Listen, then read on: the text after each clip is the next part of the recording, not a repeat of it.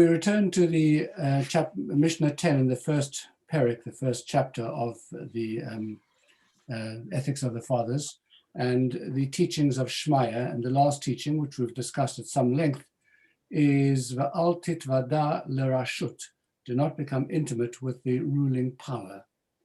There is an unusual expression over here in the name that's given for the ruling power, because ordinarily in rabbinic writings or Mishnaic writings, the ruling power, a legitimate government, is described as malchut.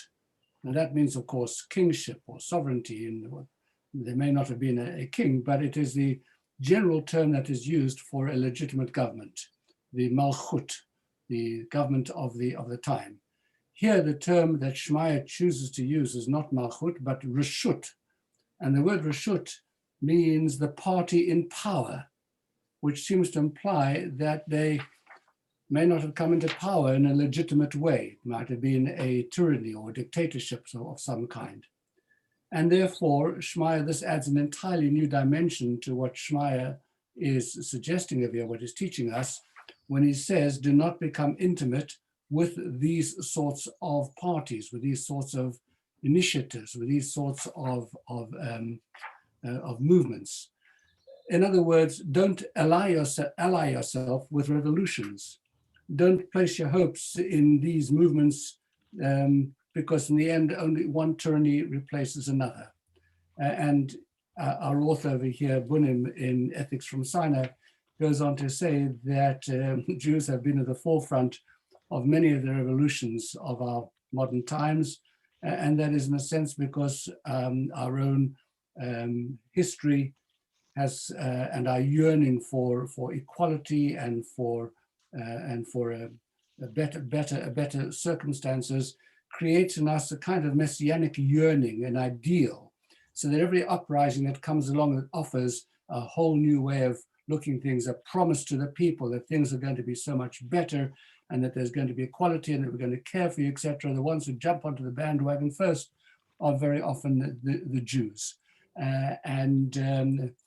This doesn't always work out for the best. Communist Russia is a fantastic example of this. Many of the Jewish leaders, Jews, were involved in it at the outset. And in the end, they bled and they died for the cause, but in the end they were vilified. There was no thanks to them. And so it is on every occasion when there is this kind of hope that's handed out, it's Jews who are at the forefront, and Shmaya saying to us, whoa, just be very careful. Don't get yourself involved in this, because you understand why. You understand why you want to ally yourself with it, and the feelings are good and are right, but you should know that actually down the line, it doesn't lead to the place that you think it's going to take you to. In the end, as we've seen so many times, one tyranny simply replaces a tyranny, another tyranny. After all the promises have been made, they turn out to be vain and empty promises, and Jews cop it in the end because we actually became involved with that and put ourselves at the forefront.